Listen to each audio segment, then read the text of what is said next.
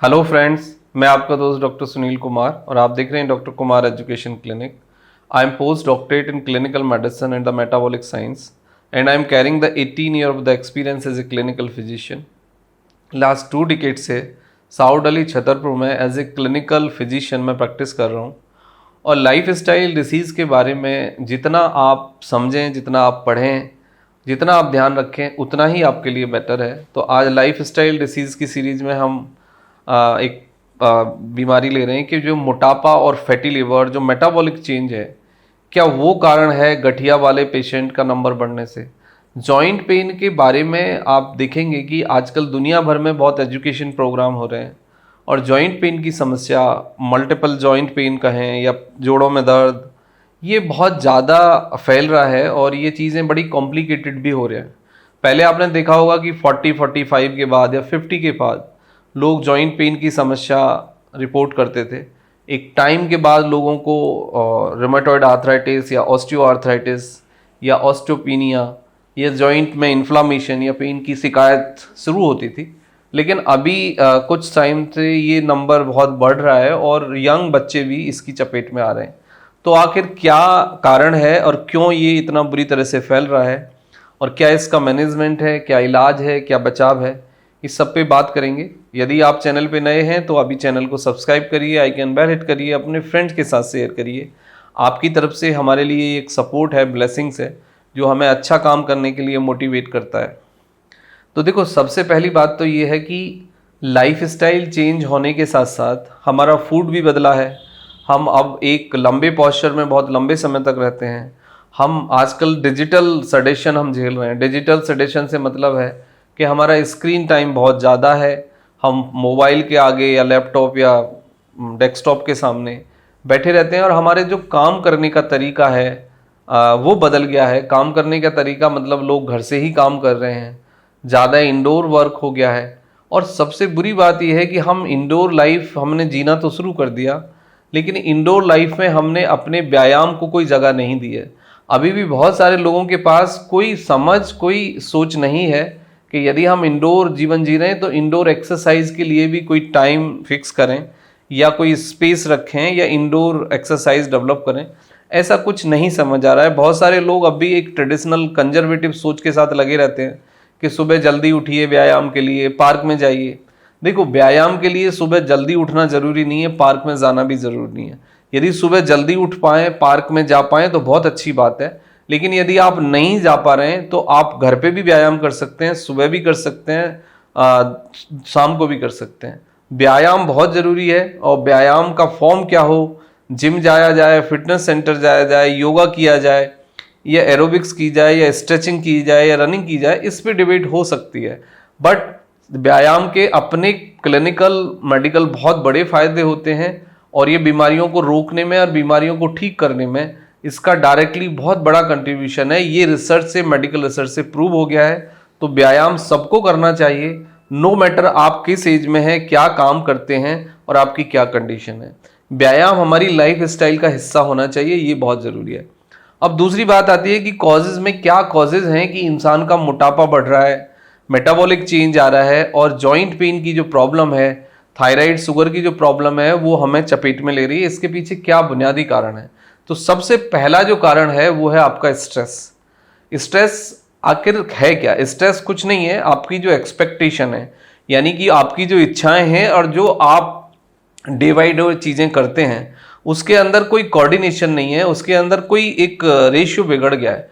यानी कि आप सपोज कल्पना ये करिए कि आप जो कर रहे हैं और जो आप ड्रीमाइज कर रहे हैं या जो आप सोच रहे हैं, यदि उसमें कोई लिंक ही नहीं है तो आप अननेसेसरी स्ट्रेस में ही रहेंगे। दूसरा है कि आपका जो कल गुजर गया है आप उसको रिपीट करते हैं और जो आने वाला कल है उसके बारे में आप एंसियस हैं या आप डरे हुए हैं या आप ट्रॉमा में हैं। और दूसरा, आप कंपैरेटिव व्यू में हैं, मतलब आप अपनी तुलना किसी ना किसी से करते हैं। सबसे पहले आप कंपैरिजन करना बंद करिए, कल जो गुजर गया है उसको रिपीट मत करिए और आने वाले कल के बारे में एक्सेसिव चिंता मत करिए। आप प्रेजेंट में रहने की कोशिश करिए और अपने को बेटर बनाइए, अपना बेस्ट वर्जन खुद को बनाइए, ना कि आप किसी से कंपैरिजन करिए। क्योंकि आप अपने जैसे एक अलग यूनिक इंसान है, स्पेशल इंसान है। आप अपने अंदर बेस्ट करने की कोशिश करिए, अपना बेटर वर्जन बनाइए। यदि कंपैरिजन करना भी है तो खुद का कंपैरिजन खुद से करिए। अब नेक्स्ट पॉइंट पे आता है आपका फूड। फूड में आप जितना भी कार्बोनेटेड ड्रिंक्स ले रहे हैं, जितना भी आप पैक्ड फूड ले रहे हैं, जितना भी जंक फूड ले रहे हैं, उसके अंदर ना तो फाइबर है और ना ही वो पीएच में नॉर्मल है। एसिडिक आप नॉन फाइबर कंटेन्ड फूड ले रहे हैं जिसमें कि प्रिजर्वेटिव्स हैं, जिससे कि हमें इन्फ्लामेशन बॉडी के अंदर डेवलप होती है। नेक्स्ट पॉइंट है आपका एक्सरसाइज का ना करना।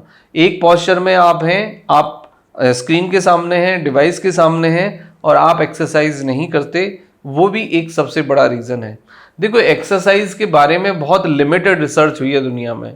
मेरा अपना मानना है, जितना भी मैंने पढ़ा है, जितना भी मैं समझता हूँ, जितना भी एक्सपीरियंस मेरे पास है, कि आपके जब बॉडी का जो ब्लड का फ्लो है, जब वो बॉडी में बेटर होगा तो आपकी बॉडी ऑक्सीडाइज होगी, आपकी बॉडी में एनर्जी मिलेगी, आपको मसल्स, टिश्यू, बॉन्स, ये सब एनर्जाइज होंगे। और जितना आप एक्सरसाइज करेंगे, जितना आप एक्सप्लोर करेंगे मसल्स को, जितना आप स्ट्रेच करेंगे बॉडी को, जितना बेटर फ्लो होगा उतना बेटर ही आपका स्वास्थ्य होगा।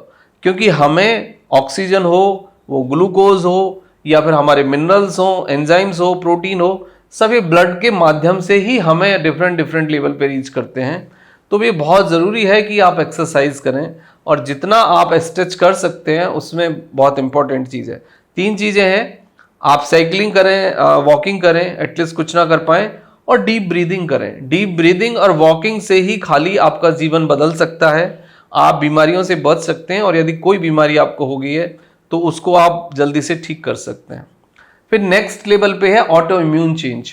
आपने देखा होगा, due to the different condition, कुछ ट्रॉमा हो जाए, या कुछ फैमिली में लॉस हो जाए, फाइनेंशियल लॉस या इंसान का लॉस, या कोई आपका क्लोज वन चला जाए, या फिर उसको सफरिंग हो, वो आपको देखनी पड़े, तो आपने देखा होगा कि कई बारी कुछ फैमिलीज के अंदर ये एक ट्रॉमा के रूप में एक ऑटो इम्यून चेंज आ जाता है। यानी पूरा सिस्टम, इम्यून सिस्टम, पूरा हमारा अंदर जो सिस्टम है, भूख प्यास का सिस्टम, पूरा ही चेंज हो जाता है। और आप देखेंगे कि वो इंसान फिर किसी ना किसी बीमारी को बिलोंग करता है। थायराइड आ सकता है, उसके बाद उसको शुगर हो सकती है, उसके बाद उसको बीपी हो सकता है, उसको जॉइंट पेन हो सकता है।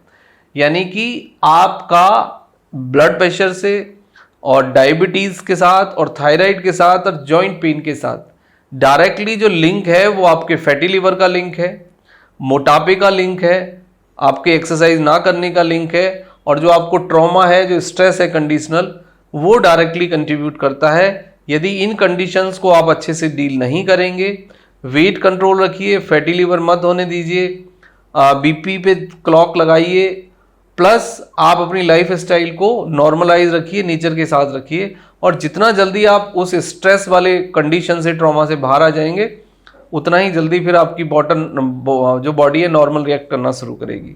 अदरवाइज आप देखेंगे कि कोई ना कोई प्रॉब्लम आपको आ जाती है और फिर होल लाइफ आप उसके मैनेजमेंट में लगे रहते हैं। फिर डेफिशिएंसी एक बहुत बड़ा रीज़न है। B12 और विटामिन डी और मिनरल्स की डेफिशिएंसी नहीं होनी चाहिए। तो आप यदि फूड से नहीं ले पा रहे हैं तो आप सप्लीमेंट भी कर सकते हैं। फिर हाइपोथायराइडिज्म, यदि आपको इस तरह की कोई कंडीशन है तो आप अपने थायराइड का चेक कराइए, TSH चेक कराइए। फैटी लिवर मैनेजमेंट करिए, और जेनेटिक म्यूटेशन से बचने का सीधा सा तरीका है कि अच्छी नींद लीजिए, नेचर के साथ रहिए, एक्सरसाइज करिए, स्ट्रेस मैनेज करिए, और जितना नॉर्मल जिंदगी, जितना आप रेगुलेटेड लाइफ जी सकते हैं, वो आपको जेनेटिक म्यूटेशन से बचाएगा। और जेनेटिक म्यूटेशन में इन्वायरमेंटल चेंज और इंटरनल चेंज दोनों ही रिस्पॉन्सिबल होते हैं। बट यदि हम अच्छी लाइफ स्टाइल रखें, पॉजिटिव एटीट्यूड रखें, तो जेनेटिक म्यूटेशन से भी काफ़ी हद तक बचा जा सकता है। Thank you very much and take care yourself.